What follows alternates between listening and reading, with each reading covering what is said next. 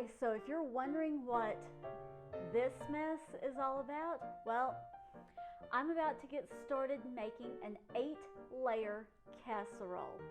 It's wonderful comfort food. If you can chop, you can make this casserole.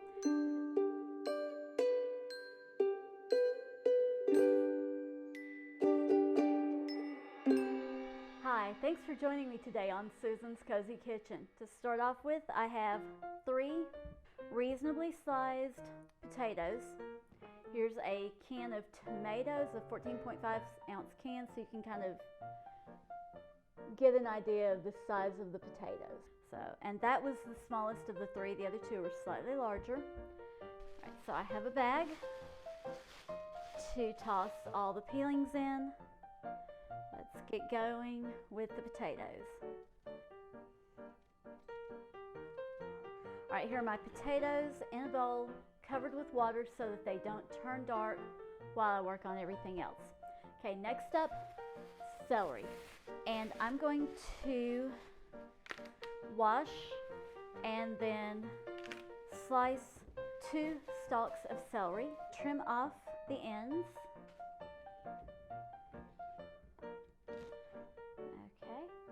And now, just going to chop the celery. And somewhere around 1/4 inch is a good slice. Next, carrots. I have 2 reasonably sized carrots. They're kind of medium sized. Vegetable peeler. And I'm just going to get that outer skin off.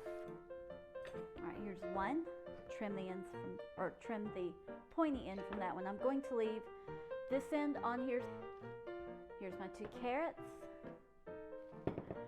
And I'm going to use my box grater and just quickly grate both of these. As you get down to the end of your carrot, be careful, you don't want to get your finger in there. That's as low as I'm willing to go. Time for carrot number 2. So there's our carrots, and now in goes the carrot. Next up, I have bell pepper, and I'm going to use 1 red and 1 green just because I like the color combination. The color combination in this really doesn't matter if you have all green, all red, yellow, orange, or any combination thereof. As long as you have 2 bell peppers, you have what you need. There's a trick I learned several years ago. Instead of trying to cut down through, you just slice the sides off, and then you can easily use a paring knife and trim out that vein, scrape out any seeds. And the thing I really like about this casserole, if I was just cooking for my husband and I would cut this in about half. I would cook it in a smaller pan. I'm going to cut this in strips, and then I will stack it up and dice it. And another thing that's fantastic about this recipe, if you don't like peppers, leave them out. Call it a 7-layer casserole. If there are other vegetables that you like and you think would be good in this, add them to it and make it an 8 or 9 or 10-layer casserole. And you can pick and choose the vegetables that you like for this casserole. You can even put a layer of mushrooms. I didn't have any mushrooms today, or I might have, thrown some mushrooms in this. I think they would be lovely in it. And this is just a rough chop. You don't have to try to get them all, perfectly the same size or anything like that. Okay, I'm going to simply slice off some cabbage. There's 1 little chunk. Let's do another chunk. And again, it's just sort of a rough chop. I cut it into strips, and then I went back, turned it, and cut that into thirds. And this will fill my bowl. So that's going to be about 2 cups of cabbage. So now it's time for the onion. I'm just going to keep a nice thin layer of onion in this. I'm going to chop half an onion. Let's slice the let's slice the potatoes now. And as I slice them, I'm going to put them back in the water so that they don't turn dark. And I'm slicing these about 1/4 of an inch thick, maybe slightly more, but not much thicker than that. So there's my potatoes. I have a 1-pound roll of lean ground beef. It's 93% lean. And then the last thing, the tomatoes. Just to be sure nothing sticks, I'm going to give it a quick spray with some vegetable oil. And now it's time to start layering. First layer's the potatoes. So the potatoes go in. I'm doing a single layer first, and then I'll go back and add more. So this is probably my thickest layer. Sprinkle some salt over and a twist of the pepper. Okay. And I really, you want to make sure your potatoes are well seasoned, so I'm going to throw just a touch more. Next, I'm going to add the celery. 2 stalks of celery, just right. On top of the celery, cabbage. And I know this looks like I'm running out of room. I'm really not, because as it cooks, everything is going to start sinking down, so it's okay. Next, the beef. And I'm just going to crumble this across the top.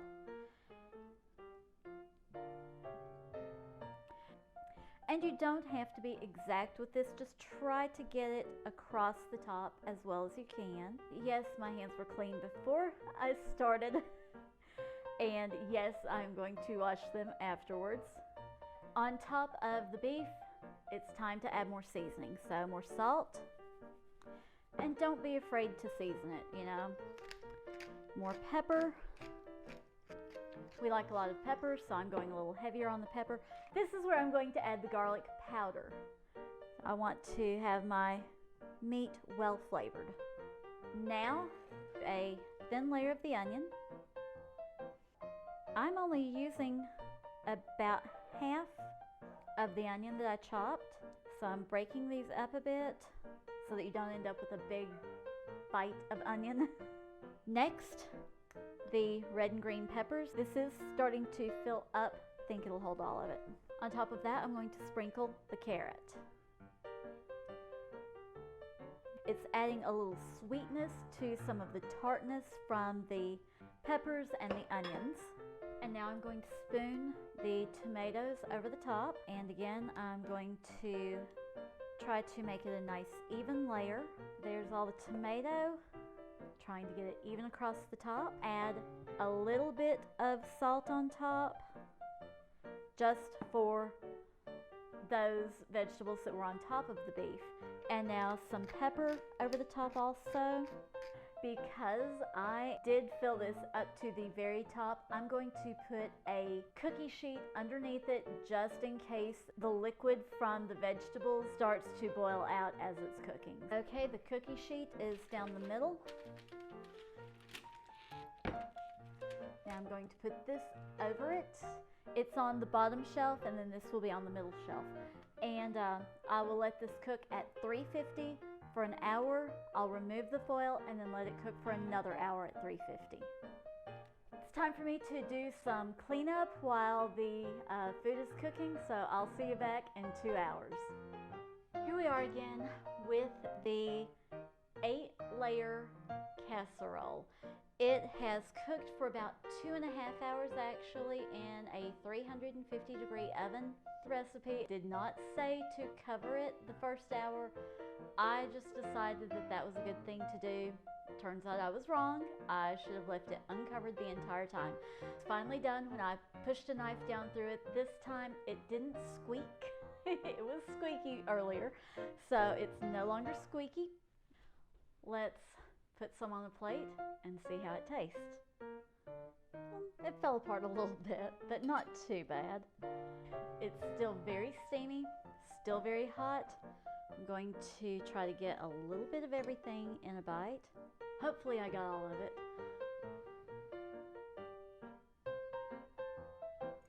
when I seasoned it with the salt and pepper and garlic powder, I went kind of light. I didn't do a lot of layers of the seasoning because I didn't want to over season it.